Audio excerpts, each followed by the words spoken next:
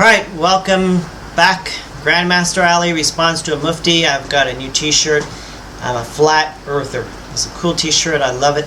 I like to go walking around in the shopping malls wearing it and let the people just look at their eyes while they're looking at my t-shirt. Okay, I like to see their reaction. Okay. Some people get it, some people don't. Okay? Segment 12. Let's listen to the audio. Why?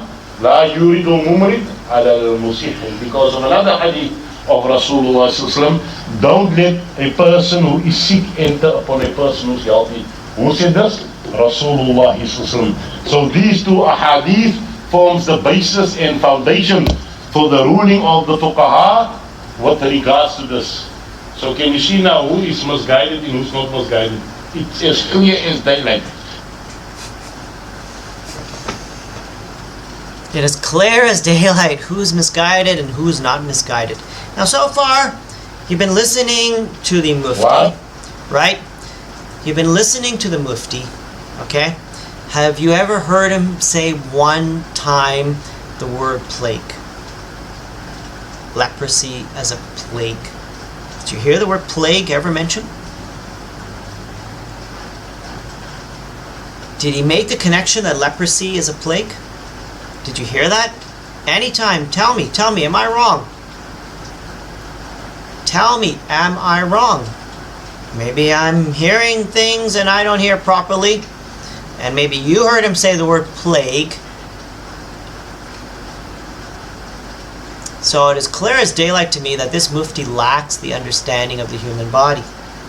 And he also lacks the understanding that leprosy is categorized as a plague. It's an orange. Contagions is apples. Apples and oranges are not the same thing. Why do you mix them together and call them the same thing? Am I wrong in saying that? Am I wrong? Tell me in the comments if I'm wrong. I would love to hear your comment say that Master Ali or Grandmaster Ali, you're wrong. Mr. Mufti is right. Okay? I will kick you to the curb. Boot you to the curve, because you're an idiot if you tell me that.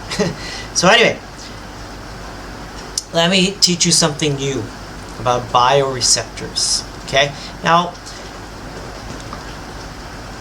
I mentioned that we have detox cycles, right? And the Prophet, peace be upon him, like just now he mentioned the hadith that the Prophet said, do not, I don't remember the exact wording, but forgive me, but you can go back and listen, that the Prophet said, do not mix a healthy person with a sick person. Okay? But the Mufti can explain why. He cannot explain why, because he has no understanding of the human body. Okay? And that's not in his lane. That knowledge is not in his lane. But I can learn it. I can learn it very easily, and I can explain it very easily, and I have it in my book. And I'm not a Mufti. So anyway, I'm using my ego here. Now anyway, so,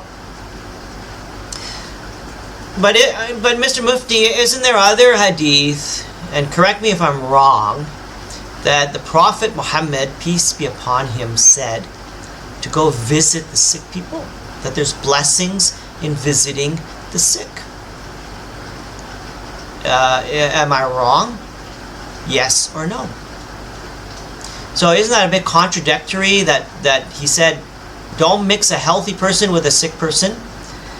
And then he also said, go visit the sick.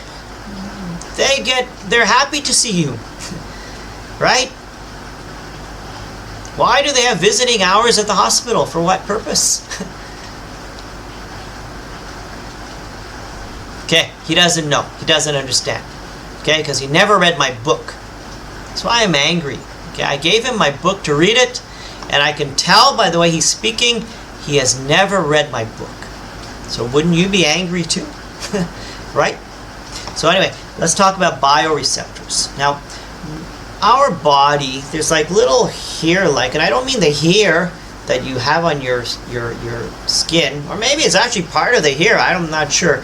But anyway, on your skin, you have what's called bioreceptors. And these are like little antennae that are picking up signals.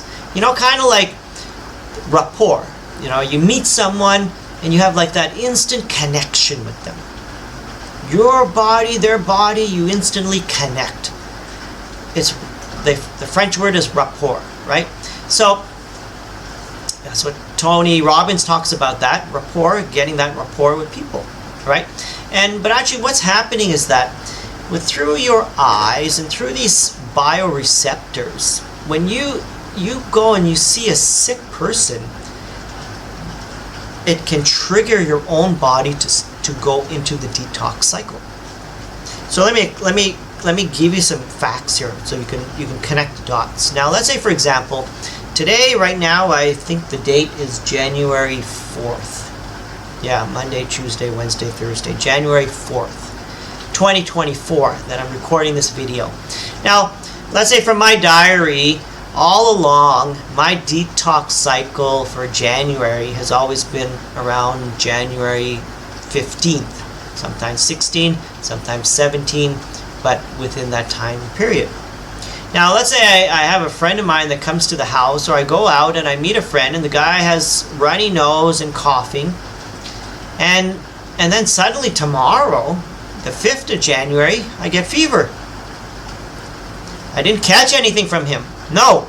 But what had happened is that my eyes, through the bioreceptors, seeing him just triggered the natural body detoxing cycle within me. It checked the calendar. It checked, okay, I'm speaking like the immune system. Okay, his cycle is January 15th. Today is January 3rd. Or 4th, sorry. Today is January 4th. Wow, what the heck? Just started now. Okay? So, January 5th, I wake up, I've got a temperature, I've got fever, I feel aches. Or even the same night when I go back from meeting my friend, I start to get that sore throat. Okay, and that's usually a sign that you're going through your detox, or you're about to start your detox. When my children tell me they got a sore throat, I just say, okay, tomorrow you'll have fever. The other day, a guy, I forget who it was right now, said he has a sore throat. I said, okay, tomorrow you'll have fever. Oh, actually a friend of mine, Faisal, from Australia. I remember now. He just came to visit me a few weeks ago with his wife and 2 sons. We had a great time. They were here for about a week. But anyway, he told me my son actually was having a sore throat. Okay, and then next day my son had fever. And then same night, okay, maybe because my son told him about this, it triggered it into his body, his mind and eyes and body to activate his own healing system. And that night he told me, when we were messaging or talking on the phone, that he was having a sore throat. And I said, okay, take a rest tomorrow, you're going to have fever. And what happened the next day? He had fever. Okay? It's predictable because I understand how the body works. I understand stage 1. I understand stage 2. Sometimes people come up to me and they're coughing. I said, hey, you just had fever a few days ago. How did you know that? Okay? Had one guy I met in a shopping mall one time. He went to buy cough medicine. I said, don't buy this garbage anymore. Okay? But you just had fever a few days ago, didn't you? How did you know that? Because I understand how the body works. So when you understand what happens in stage 1 and what happened in stage 2, you can understand how people work, how their bodies work. I have people messaging me, Master Ali, should I go see the doctor? I say, just stay home. Get some rest. Sleep. Drink water. That's all you need. You understand? So, I go for my Friday prayers and I sit and I'm listening to the Friday sermon and I'm listening to the back and I can hear the people, you know, when they sniff with their nose like that, you know. I know they already completed stage 1, they're on stage 2. You know, and I see people wearing masks. Like, oh my God, am I going to catch something? Am I going to catch something? They're living in fear, where I'm living in happiness and joy, and I can show off, and I can go up to someone who's coughing or having runny nose, and I said, hey, how was your fever a few days ago? And they look at me strange, and they say, how did you know that?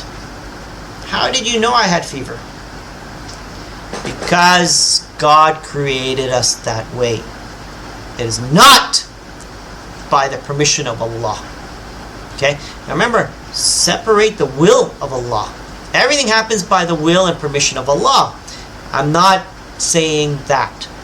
Okay? I'm saying what these scholars are twisting the words of the Prophet Muhammad, peace be upon him, that half the people get sick because of God's will, and half does not get sick because of God's will. That is wrong thinking. That mentality of thinking by our scholars is 100% incorrect. It's wrong. Okay? Because everybody gets sick. I'll give you an example. The other day, about a week ago, or 2 weeks ago. Normally in the afternoon I get a bit tired, right? I'm 55. Give me a break. So I take about an hour rest sometimes, right? I sleep for an hour. And I usually don't go over an hour. But it's not in the afternoon, in the morning. In the morning, I will sleep from 8 till 9. It's my timing, right? And then the other morning, I slept and I looked at the clock. I woke up, it was 10 o'clock. I slept for 2 hours. 1 hour extra. Every day, I always sleep 1 hour. Then I'm okay in the afternoon. I have a lot of energy. Okay, so when I woke up, I looked at the clock, 10 o'clock. And I realized I had my detox. Simple thing like that. But I had no symptoms after. The other day, my wife had coughing, my daughter, my son had coughing and fever and all that stuff. But, and runny nose. But for me, when I went through my detox, my stage 2 was basically not there. Okay, but that extra 1 hour of sleep tells me I had my detox. So you people that tell me that you're drinking a lot of water, that you eat right, you're healthy in the sense that you get exercise and you don't get sick. You're liars. Okay? And don't have that mentality, because when you do get sick, okay, it is God's mercy upon us. Okay, and I'm going to talk about that in the next, I don't want to jump ahead, but I'm going to come back to that. But anyway, so you are going through your detox, but you didn't even notice it. You don't realize it because you don't understand the truth of how your body works. And when you start to understand the truth, you will detect these things. You are now aware. You are becoming a different person. You have no fear of sickness. Let's go on to segment 13. Thank you. Oh, sorry, before I go on, you can read more about bioreceptors in my health book, of course. Thank you.